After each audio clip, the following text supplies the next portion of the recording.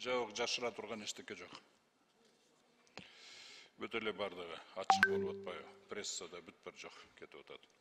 Урматтуу депутаттар, Кыргыз-Тажик чегарасында акыбал жеңилдештин ордунда андан бетер татаалдатып кетиш коркунуч турат. Мына биздин Варух, биздин эмес, Варух анклавында, биздин территорияда турган Варух анклавына тарабында өтө стратегиялык, өтө маанилүү объекттер бар, бизге караштуу. Бул биринчиси жанагы анклав менен Тажикстандын основной территориясы менен ортосундагы бизге караштуу участок жер. Бул өтө маанилүү. Себеби дегенде эгер ушул жердеги участокты алдырып коюп, контролду жоготуп кое турган болсок, Баткен облусунун жарымы анклав болот дагы, Баткен облусунун жарымын жоготуп алабыз. Ачык эле территориальный потеря болот. Экинчи ошол участокты сактап турган эки пост болчу. Бириси Султан Бабдырович, жашыруун маалыматтар барбы? Жок, бул жашыруун эмес. Это мен бул жердеги откровенно Тажикстандын агрессиясын айткым келет. Муну бүт дүйнө жүзү билиш керек муну. Дүйнө жүзү билиш керек. Ошентип мен улантып кетейин, жанагы участокты өтө стратегиялык маанилүү участокты жанагы эме кылып турган. Эки пост болчу ал жерде. Бир посттун 19-жылы алдырып таштагандар. Аны биз жакшы билебиз.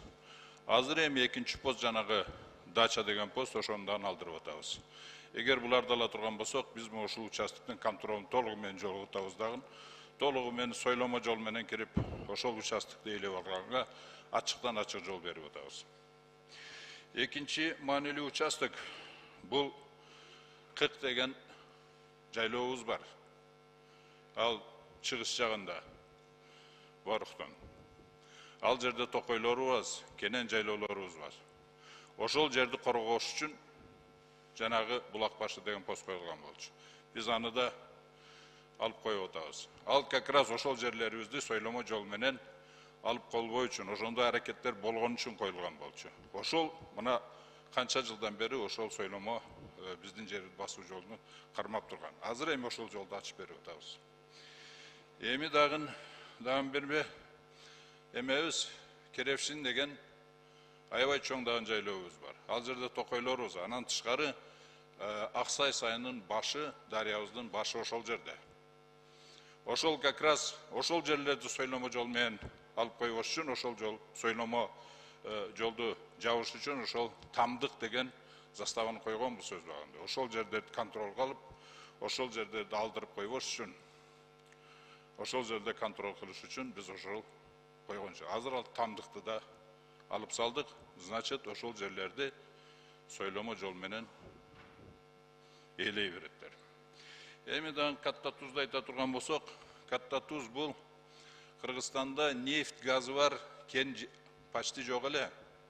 Ошол Катта Туз, нефть, газ, бир топ запасы бар нефть, газ кени ал. Ошол жерди тосуш үчүн, ошол жерге дагы тажиктер ээлейбиз деп, бүгүнкү күнгө чейин ошонун газы менен тажиктер колдонуп келатат незаконный. Ошол жерди бир жолу алып койбош үчүн ошол пост коюлган. Азыр бүгүн ал посту да алып атабыз. Значит, ошол биздин кенибизди басып алганга ал жерде эч ким жашабайт. Тосо турган эл жок ал жерде. Тажиктер кирип басып алышка ачыктан ачык жол ачып берип атабыз. Анан эми жанагы кече 42-чи протоколду койгондо ушул бүт посттор алынды. Ошол посттор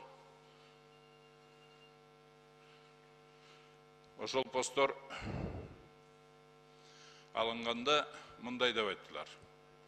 Ошол посттор, оказывается, азыркы аскердик согуштардын булагы эмиш. Анан ошол эле постторду алып кала турган болсок, булагы жоголот экен дагы түбөлүккө тынчтык болот эмиш. Бул абдан чоңдай адашып атабыз да биз жолубуздан. Абдан чоң. Анан настолько поверхностный анализ, настолько простой, примитивный анализ. Буга эч ким ишенбейт. На самом деле, жанагы кагылышуулардын булагы совсем башка жакта. Кагылышуулардын булагы бүгүнкү Тажикстандын бийлигинин расмий саясатында болуп атат. Ал расмий саясатыны жанагы Тажикстандын тышкы иштер министри оондо выступать этип ачыктан жарык эле айтып койду. Ар түрдүү жалган жалаяктар менен жалаяктарды сүйлөп туруп мындай деп айтып атат. Биринчиси, биздин өтө терең, мына цитатасы менен айтам. Биздин өтө терең өкүнүшүбүзгө дейт, байланыштуу кыргыз тарап 1950-жылдардан бери дейт, өзүн билемдик менен тажиктердин жерин кылдаттык менен басып келишүүдө дейт. Ушул күнгө чейин дейт, Кыргызстан 2110 квадратный километр ашык жерди мыйзамсыз ээлеп келет дейт. Совершенно необоснованный территориальный претензия. Биз аларга 1 метрге дан претензия койгон жокпуз ушул кегиже. А булар 1110 квадратный километрге претензия коюп атат. Биздин Баткенде болгон эле 17.000 квадратный километр жери бар. Анын деле 90% тоо. Жалаң жерлери өтүп кетсе 3000 квадратный километр. Ошон 2000 квадратный километрге претендовать этип ататтар булар. Эми экинчиси эмне деп атат? Тилекке каршы дейт, кыргыз тарап протоколдун негиздерин аткарбай жатат дейт. Же болбосо аскердик жана оор техниканы дейт, алып кетмиш болуп дейт, айылдарга катып коюшту дейт. Башкача айтканда, аскери туруктуу дислокациясында эмес дейт.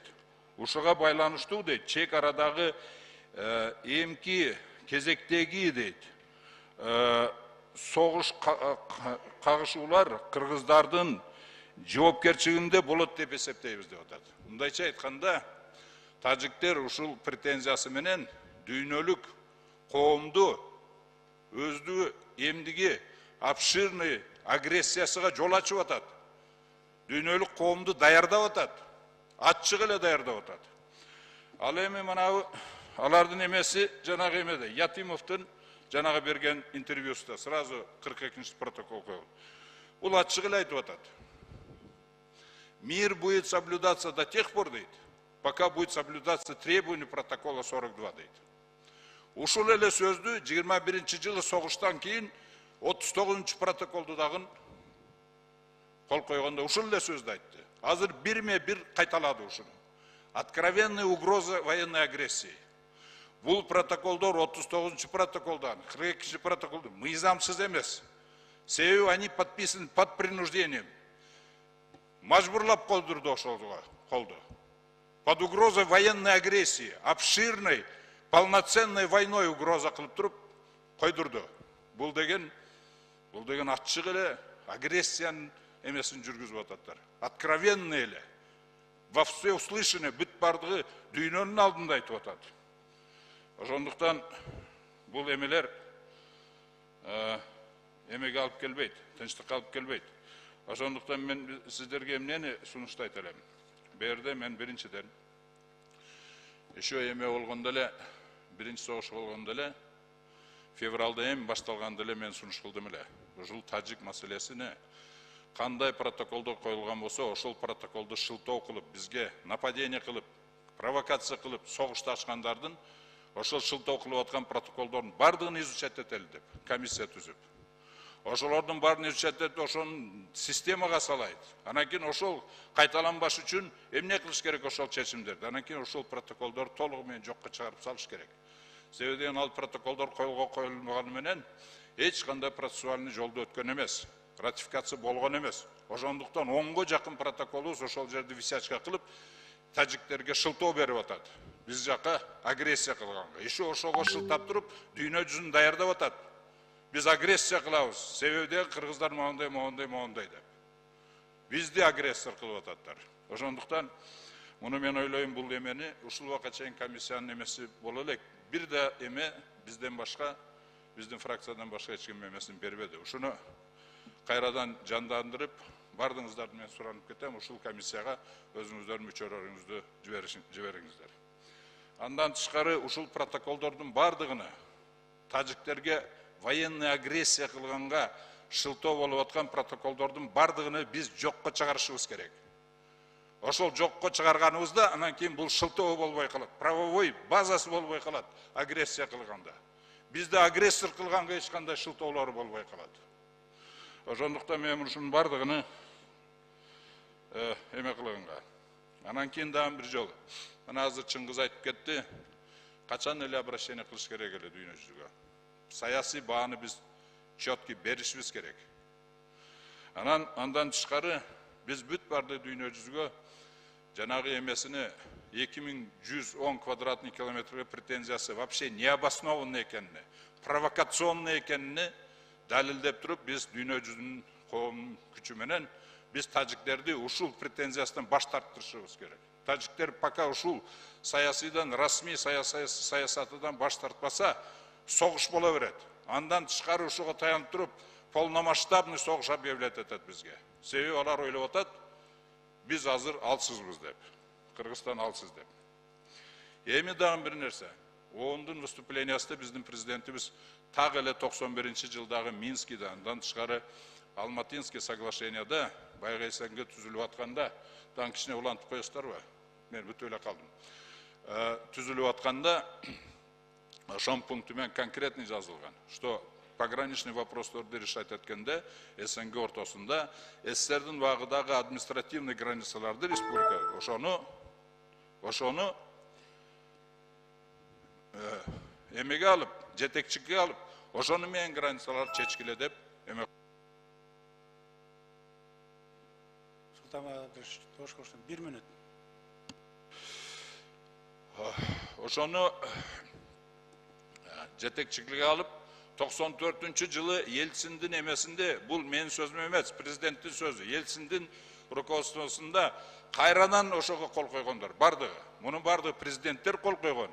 И бүт бардыгы парламенттер ратификация кылган. Ошондуктан бул эң мирный, эң компромисстүү, эң тез чечиле турган жол.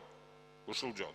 Ушуну биз расмий саясат кылып, чек ара боюнча расмий саясат кылып, ошону биз бүт бардыгыбыз мамлекетибиз ушул саясатты жылдырып, мына президенттин оонда айткан сөздөрүн колдоп туруп, ушуну саясат кылып, ошону жылдыра беришибиз керек. Чоң рахмат.